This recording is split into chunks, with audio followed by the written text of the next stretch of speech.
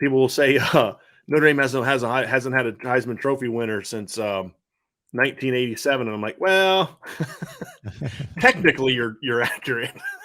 That's But like critics saying Notre Dame has not won a national championship since 1988. I immediately throw my hand up for 1993.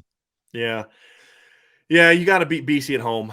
It still You frustrates me. do, but You beat the best team in the country. I mean, and let's be honest, that game was not a 7-point game. Yeah. I mean, Notre Dame whooped Florida State for like 3.5 quarters. They had a couple breaks late that made it a closer game, but that was a convincing win for Notre Dame. There's no question about it. I mean, I miss that era. I miss the era of Notre Dame kind of making people have those debates, right? And I miss the era of, I'm looking at the schedule from 1990. Notre Dame played, we talk about Ty Detmer, they played like one ranked team. Notre Dame played number 4 Michigan, number 24 Michigan State, both wins. Played number 2 Miami, won. Played at number 9 Tennessee, won. Played at number 18 USC, won. Lost to number 18 Penn State by 3. I mean, and then lost to college. Like, I miss those days when Notre Dame would win 9 or 10 games and play like 7 ranked opponents, and we've seen that once in the last decade. That was 2017. It was the last time Notre Dame played that many ranked teams in a season. And I miss those days when they could play that schedule and still beat just about everybody. Well, and tell the ACC to get better. I know, right? That'll happen again.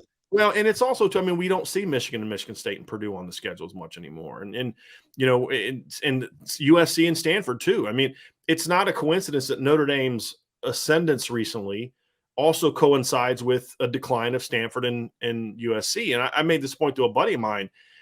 Stanford dominated Notre Dame for a decade. I mean, Notre Dame won in 12, they won in 14, they lost in 15, lost in 16, and then they lost in 17. Well, then they beat them in 18, and they've kind of just won the last 3 games. But that 18 Stanford team was the only one of those teams that Notre Dame has pounded that had a winning record, and they went like 9-5 that year.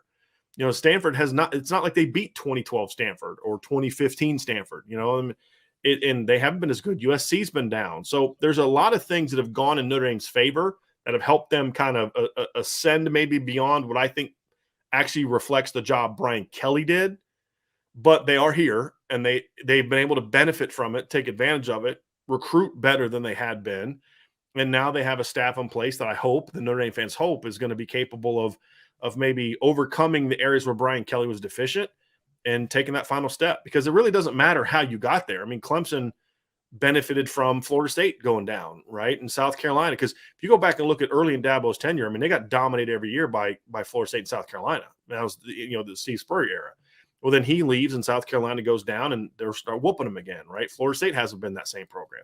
But Clemson took advantage of that and built a great team, right? Like, yeah, they played bad teams in the regular season, but they played great teams in the opener. They would always play them and beat them. Then they handled their business in the postseason. And it didn't start in 2016. You think of the LSU bowl game victory that Tosh Boyd, people say Deshaun Watson turned that program. No, Tosh Boyd did. Tosh Boyd got that program started with that win over LSU in a bowl game, and then the next year beating Ohio State and Braxton Miller in the Orange Bowl. That's what led to you then starting to be able to recruit the way that you need to go out and win championships. And so they handled it. They took advantage of those teams going down and build a great program. Now, can Notre Dame do the same thing? That remains to be seen, because the one thing Clemson did is say whatever you want about how bad the ACC was, but they played Georgia, they played Auburn, they played Notre Dame, they would schedule tough out of conference every year, and they handled their business. They beat those teams, and they did what they needed to do in the postseason. So Notre Dame's got to do the same thing, and I don't know if they can do that. That's the hope, the expectation. I feel better about that now than I have for a long time, because Mark, I always felt Brian Kelly got more credit than he deserved for the job Notre Dame, the job he did the last 5 years in Notre Dame. And now we're going to find out if I'm right or not. And that's kind of part of the fun of doing this thing, right? One more note on Ty Detmer as I look at it. And for those of us who remember when there was a Heisman jinx, there was a double jinx on Ty Detmer, because when he was out in Hawaii, BYU lost to Hawaii by 31 points, and he threw 4 interceptions in that game. And then they took it on the chin, 65-10 in the bowl game against Texas A&M, and he only threw for 120 yards. Well, and I would argue that he was better the year before and the year after he won the Heisman Trophy than he was the year he won the Heisman Trophy. Far. Yes. Right. It didn't turn the ball over. And yeah, and I enjoyed watching Ty Detmer. I did, because I loved it. Was so different. I mean, it was the West Coast offense, but it wasn't like the same West Coast offense that Bill Walsh was running. It was a different animal. And the helmets, and Notre Dame had a decent rivalry with BYU for a few years back then as well. But he had no business winning the Heisman Trophy. At least Andre Ware, like you could say, played Texas and Baylor and TCU and teams like that. But Yep. Ty Detmer, with all due respect to Ty, he had no business winning the Heisman Trophy that year. Yeah. All due respect. He didn't make the schedule, but right. No, and he didn't. I mean, what's he supposed to do? Like, hey, don't vote for me, vote for Rocket. No, I mean, it's not a Ty Detmer thing. I mean, got great respect for Ty Detmer. It's just he wasn't the best player in college football that year. I mean, BYU plays Notre Dame's schedule and vice versa. I mean, what? It's always said, you think about like how would this guy do in this area, and you hear that a lot in the NBA. Well, what would Jordan and Bird do and Magic do in today's era of NBA? I've always said, what would Rocket Ismail have done in a modern offense with the different ways that they get players like him the football, with his speed and the rules? And it's just, oh man, it would have been. Do you think Reggie Bush was fun to watch? Imagine if Rocket Ismail got to play in modern football. That man would be a lot of fun to watch. Absolutely, he was special. Mm-hmm. Two most dynamic football players I've ever seen in college they overlapped. One guy's last year was the same as the other guy's first year, and that was Barry Sanders and Rocket Ismail. Barry obviously won the Heisman in '88. That was Rocket's freshman year. Notre Dame won the title that year. But the numbers Barry Sanders put up, I still don't think people appreciate how ridiculous. Like 37 touchdowns rushing in 11 games. Yeah. I mean, he would have scored 50 touchdowns if he would have played in the playoff era. Gosh. I mean, and did they count the bowl games back then? They did not, but they've gone back retroactively added that. His numbers were insane. I mean, it took Christian McCaffrey like 3 extra games to beat his record. I mean, it's just two most explosive, just fun to watch players I ever saw were those two guys, and they played back to back. Again, I didn't watch Bo Jackson in college. I didn't watch Herschel Walker and Billy Sims. I'm just talking, my recollection is kind of like from like 87 to 88 on. And I still haven't seen two more just exciting players to watch. And with all due respect to Reggie Bush and Tavon Austin and guys like that, those guys were even in an era where the era that it was fun to watch.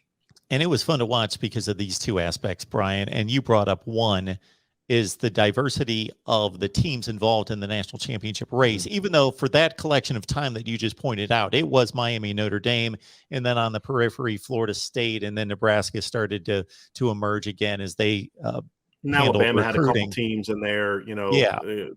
But man, you look at the Big Ten. Illinois won Big Ten titles. Michigan State, Iowa. There was such diversity in every conference and across the national landscape. But also, for as much as I love college football and will forever love it, watching offenses operate in college football today, they are so cookie cutter and they've copied off of each other. There was a divergence at that point between old school triple option attack and then kind of your Ohio State, Michigan, just slam it ahead, play action. And then what you just pointed out with BYU, Houston, Miami, and the influx of the pro game. You talk about Ohio State and Michigan and their power football. Well, Notre Dame was a power running team too, but they did it out of the power option. It wasn't like you know what I mean? It was a complete Nebraska and Notre Dame were running a completely different type of power football than Ohio State and Michigan schematically.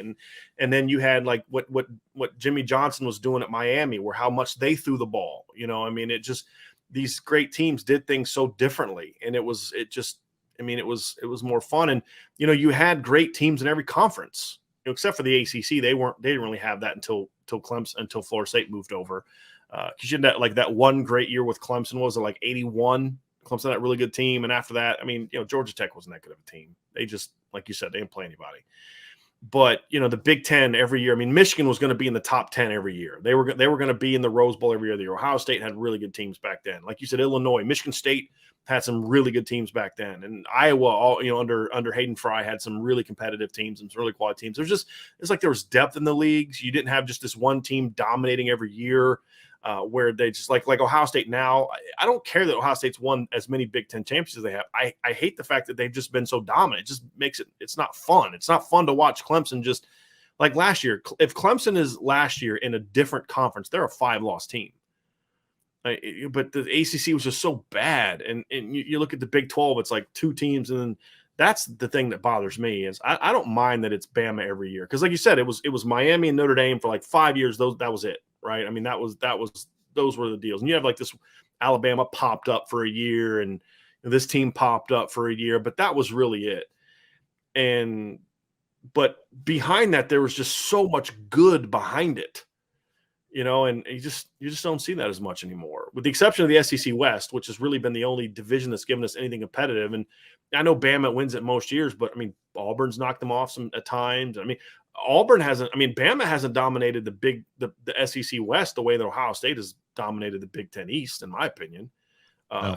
And not because Ohio State's better. It's just Michigan popped up with this year, but other than that, and look who they play. It's like Northwestern, Wisconsin every other year in the Big Ten championship game. And I just miss the days, like you said, Mark, where, at the end of the year, it's like there's all these rivalry games meant something, but it's like a lot of times you weren't in the national championship hunt anymore. You were a 1 or 2 loss team because you had to run through a gauntlet. And that's what I hate about expansion. It's watered down. You'd think it would make it tougher by putting more teams in fewer conferences, but I don't think it's actually done that. I think it's had the opposite effect. Where you're seeing a more centralized power structure in college football, not just with fewer teams, but regionalized teams. They're all like in the southeastern part of the country for the most part. And I think that's the thing that I don't think it's good for the game, in my opinion. And what you just said makes Notre Dame even that much more important, because basically Ohio State's holding down the rest of the country at this point, and Notre Dame certainly has the ability, the resources, and everything in place to be there as well. Michigan, maybe.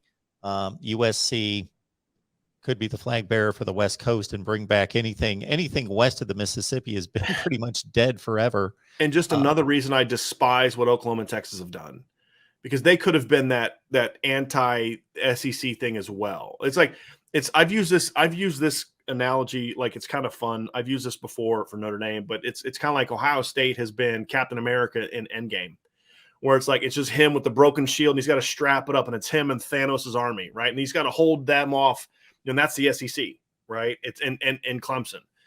And you're kind of waiting on Notre Dame to walk through like Black Panther, and Michigan to come through like other people. And yeah, you get USC back. Like I've said this before, Mark, it's good for college football that Ohio State and Notre Dame and Michigan and Penn State are really good and can beat those Southern teams. I mean, remember Barry Alvarez used to do this at Wisconsin. Like nobody ever talked about Wisconsin. He'd go beat some SEC team in a bowl game, right? And it's good for college football that USC is good again. It's good for Notre Dame if USC is good again. It's good for college football if Oregon can get back to what they were before, if UCLA can be a legit team. Because remember, UCLA used to be a team, they'd travel all over and knock teams off. I remember, even some of these Pac-12 teams weren't good, but remember John Elway back in, 82, goes into number 1 Oklahoma and beats them, right? Like, that's not happening now. Some 5-6 Pac-12 team isn't going to go out and beat, Alabama. Number one, Alabama's not going to play them, because unless it's a neutral field or at their place, they're not going to go out there and play them. But you're just not seeing that. They need to get that back. So like, I know Notre Dame fans don't want to hear this, but it's like, you want USC to get back to being good. Now, you don't want it to be at Notre Dame's expense, right? That's a different story. But as we saw in the 80s and 90s, Notre Dame was a great team from 88 to 93. USC was also really good during that stretch. Notre Dame dominated them. In 88, Notre Dame had to beat number 2 USC at USC to get a chance to play against West Virginia for the championship. That's good for Notre Dame when USC is good, because you don't have to, if USC is good like they used to be and you beat them, you don't have to hear the talk about they need to play in the conference championship. Well, do you see who we beat this year? You know what I mean? Like, we wouldn't beat Texas A&M, who they play in a couple years. We beat USC. They're a top 10 team. That's good for Notre Dame, but it's also good for college football, because what happens is Ohio State Ohio State's taking kids away from Bama and Georgia and Clemson, right? Recruiting wise. Michigan's not. Notre Dame hasn't been until recently, really last year, Marcus Freeman. Texas isn't. USC isn't. Oregon isn't anymore. Michigan isn't anymore. They're not even recruiting for the same kids anymore. And the previous staff had a mentality of, well, if Bama wanted a kid and Georgia wanted a kid, Notre Dame, for the most part, just bow out. I mean, they just wouldn't even recruit those kids. Marcus Freeman has brought a mentality of, if those schools are on a kid, that's even more reason for us to be recruiting that kid, right? And what's got to happen is, USC, Notre Dame, Ohio State, Michigan, Penn State, those schools have to start taking more and more of those kids away from them. Miami has – if you're a Notre Dame fan, you need Mario Cristobal to win at Miami, because he's going to take more of those kids that are right now going to Bama, going to Georgia, going to Clemson, going to LSU. They start going to Miami, and that talent gets spread out. Because think about that in the 90s, the 80s and 90s. The talent in Florida was being spread out to 3 great teams. Now it's no great teams, and they're all going to Bama, or they're going to Clemson, or they're going to LSU or Ohio State. And you need that to where that talent gets kind of thinned out by, Florida State gets some, Florida gets some, Miami gets some, and that's less for Bama. It's less for LSU. It's less for Clemson. And that's how you kind of bring them down. I hate the idea of changing the rules to make it harder for them to don't let Nick Saban hire as many analysts. How about you up your game instead of trying to tear down Nick Saban? You beat Nick Saban by going out and beating him for recruits. And, for Notre Dame, hey, get Keon Keeley. Don't get beat by them for Keon Keeley. Get Dante Moore. Get Carnell Tate. Go get better.